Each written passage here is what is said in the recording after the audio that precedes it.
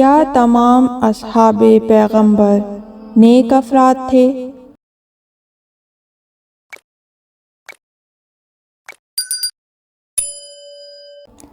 شروع زمانے کے مہاجرین کے لیے قرآن کی بیان کردہ عظمت کے پیش نظر بعض برادران اہل سنت یہ نتیجہ نکالتے ہیں کہ وہ لوگ آخری عمر تک کوئی خلاف شرع کام نہیں کر سکتے، لہٰذا کسی چون چرا کے بغیر سب کو قابل احترام شمار کیا جائے۔ اس کے بعد اس موضوع کو تمام اصحاب کے لیے عام کر دیا گیا۔ چونکہ بیت رضوان میں اصحاب کی مدح کی گئی ہے، لہٰذا اہل سنت کے نزدیک اصحاب کے متعلق کوئی تنقید قابل قبول نہیں ہے، چاہے ان کے عمل کیسے ہی ہوں۔ جیسے کہ مشہور مفسر اور مؤلف المنار شیعوں پر شدید اعتراض کرتے ہیں کہ یہ لوگ مہاجرین پر کیوں انگلی اٹھاتے ہیں اور ان پر کیوں تنقید کرتے ہیں، جبکہ وہ اس بات پر توجہ نہیں کرتے کہ صحابہ کرام کے بارے میں اس طرح کا عقیدہ اسلام اور تاریخ اسلام کے برخلاف ہے۔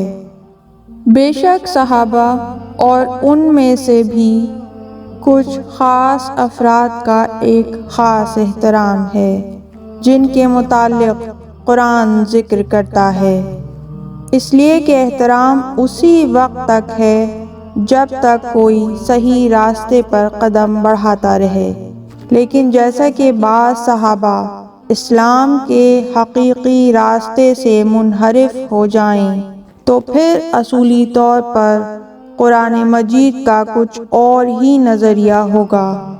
مثال کے طور پر ہم کس طرح طلحہ اور زبیر سے یوں ہی گزر سکتے ہیں جبکہ انہوں نے پیغمبر اکرم صلی اللہ علیہ وآلہ وسلم کے جانشین اور خود اپنے انتخاب کردہ خلیفہ رسول کی بیعت کو توڑ دیا، اور اسی کے ساتھ ام المومنین عائشہ اور دیگر مشہور اصحاب جن کے دامن پر لگے جنگ جمل کے 17,000 مسلمانوں کے خون کو کیسے نظر انداز کیا جا سکتا ہے؟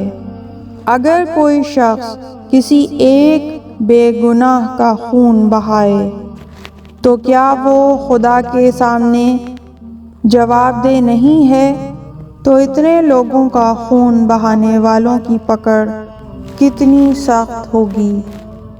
کیا اصولی طور پر جنگ جمل میں حضرت علی علیہ السلام اور ان کے مقابلے میں طلحہ، زبیر، ام المومنین عائشہ اور دیگر صحابہ، کیا سب کو حق پر مانا جا سکتا ہے؟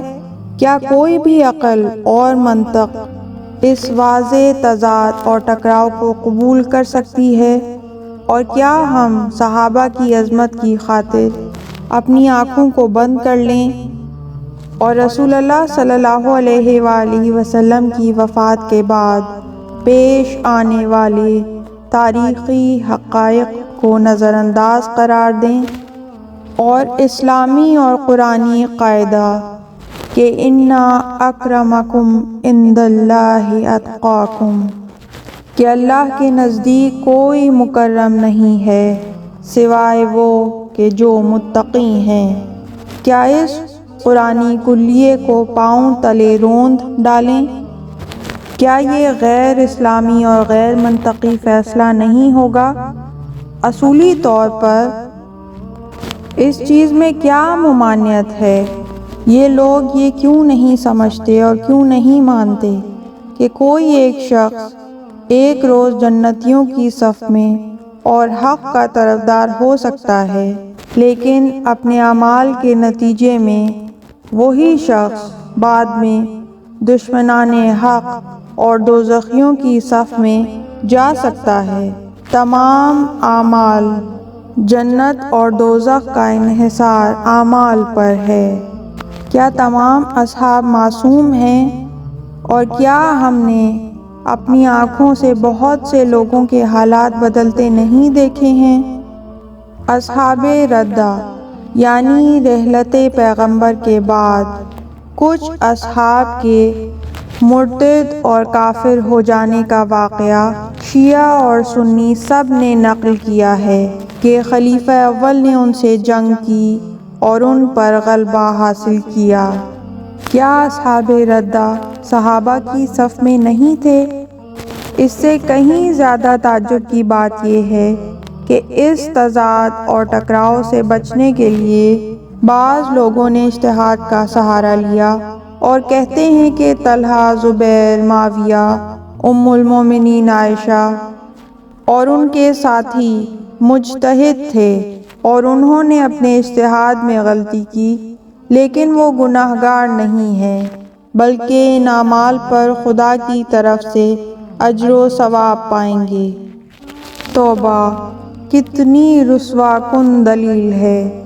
جانشین رسول کے مقابلے میں آ جانا، اپنی بیعت کو توڑ دینا اور ہزاروں بے گناہوں کا خون بہانا، اور وہ بھی جاہ طلبی، مال و دولت اور مقام کے لالچ میں۔ یہ سب کچھ کرنا کیا کوئی ایسا موضوع ہے جس کی برائی سے کوئی بے خبر ہے؟ کیا اتنے بے گناہوں کا خون بہانے پر خداوند عالم اجر و ثواب دے سکتا ہے؟ اگر کوئی شخص اس طرح بعض اصحاب کے ظلم و ستم سے ان کو بری کرنا چاہے تو پھر دنیا میں کوئی گناہ گار باقی نہ بچے گا اور سبھی قاتل اور ظالم و جابر اس منطق کے تحت بری ہو سکتے ہیں۔ اصحاب کا اس طرح سے غلط دفاع کرنا خود اسلام سے بدظن ہونے کا سبب بنتا ہے۔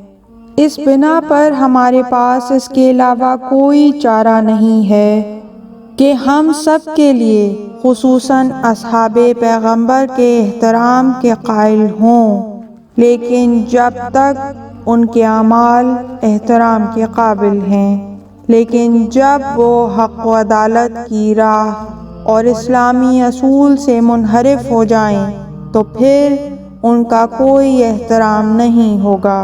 اہل سنت کے متعدد مفسرین نے یہ حدیث نقل کی ہے کہ حمید بن زیاد کا کہنا ہے، میں محمد بن کعب کے پاس گیا اور کہا، اصحاب پیغمبر کے بارے میں تمہاری کیا رائے ہے؟ تو اس نے کہا، تمام اصحاب پیغمبر جنتی ہیں، چاہے وہ نیک ہوں یا گناہ گار۔ میں نے کہا، یہ بات تم کیسے کہہ رہے ہو؟ تو اس نے کہا، اس آیت کو پڑھو، والسابقون الاولون من المہاجرین والانصار، اور سورہ توبہ کی آیت نمبر 100، اور مہاجر و انصار میں سبقت کرنے والے اور جن لوگوں نے نیکی میں ان کا اتباع کیا ہے ان سب سے خدا راضی ہو گیا ہے اور یہ سب خدا سے راضی ہیں۔ اس آیت کی تلاوت کے بعد اس نے کہا کہ تابعین کے لیے صحابہ کی طرف نیک کاموں میں اتباع اور پیروی کرنے کی شرط کی گئی ہے، صرف اسی صورت میں اہل نجات ہیں، لیکن صحابہ کے لیے اس طرح کی کوئی شرط نہیں ہے۔ لیکن ان کا یہ دعویٰ کئی دلائل کی وجہ سے باطل اور غیر قابل قبول ہے، کیونکہ سب سے پہلی بات یہ ہے کہ آیہ شریفہ میں مذکورہ حکم تابعین کے لیے بھی ہے۔ تابعین سے وہ مسلمان مراد ہیں جو پہلے مہاجرین اور انصار کی پیروی کریں۔ اس بنا پر بغیر کسی استثناء کے پوری امت کو اہل نجات اور جنتی ہونا چاہیے، اور جیسا کہ محمد بن کعب کی حدیث میں اس چیز کا جواب دیا گیا کہ پروردگار عالم نے تابعین میں نیکی کی شرط لگائی ہے، یعنی صحابہ کے نیک کاموں میں پیروی کریں، ان کے گناہوں کی پیروی نہیں۔ لیکن یہ گفتگو بہت ہی عجیب ہے۔ یعنی جب تابعین اور صحابہ کے پیروکاروں کے لیے نجات کی شرط یہ ہے کہ اعمال صالح میں ان کی پیروی کی جائے، تو پھر یہ شرط خود صحابہ پر بھی لاگو ہوتی ہے۔ دوسری بات یہ کہ یہ موضوع عقلی لحاظ سے بھی قابل قبول نہیں ہے، کیونکہ عقلی لحاظ سے صحابہ اور غیر صحابہ میں کوئی فرق نہیں ہے۔ ابو جہل اور اسلام لا کر پھر جانے والے میں کیا فرق ہے؟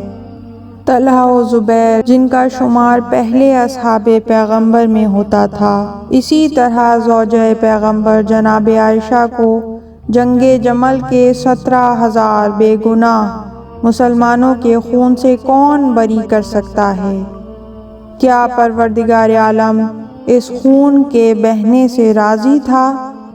کیا خلیفہ پیغمبر اکرم حضرت علی علیہ السلام کی مخالفت، اگر بالفرض یہ بھی مان لیں کہ رسول خدا نے ان کو خلیفہ معین نہیں کیا تھا، لیکن کم سے کم اس بات کو تو اہل سنت بھی قبول کرتے ہیں کہ رسول اللہ کا قول ہے کہ حق علی کے ساتھ ہے اور علی حق کے ساتھ ہے۔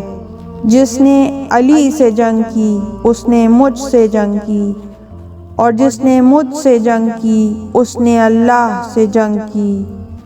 تو کیا اگر جانشین رسول کے خلاف کچھ لوگ مقابلے پر آئیں اور ان کا نام صحابہ کی فہرست میں ہو، تو کیا ان کے اس کام سے پروردگار عالم راضی اور خوشنود ہوگا؟ جبکہ قرآن میں ہی پروردگار عالم نے امہات المومنین کو مخاطب کر کے فرمایا کہ اگر تم غلط کام کرو گی تو تمہارا عذاب بھی دگنا ہوگا۔ لہٰذا ہمیں اس معاملے میں حق کی پیروی کرنی چاہیے اور آنکھیں بند کر کے شخصیت پرستی سے پرہیز کرنا چاہیے۔ اسے ہی قابل احترام مانیں، اسے ہی قابل پیروی سمجھیں کہ جس کے اعمال اسے اس قابل بنائیں۔ اس طرح کی مزید تحقیقی، علمی اور تاریخی ویڈیوز دیکھنے کے لیے چینل کو سبسکرائب کیجیے اور بیل آئیکن پہ کلک کیجیے۔ ویڈیو کو لائک کریں اور کامنٹس کے ذریعے بتائیے کہ آپ کو ویڈیو کیسی لگی۔ اگلی ویڈیو تک کے لیے خدا نگہدار۔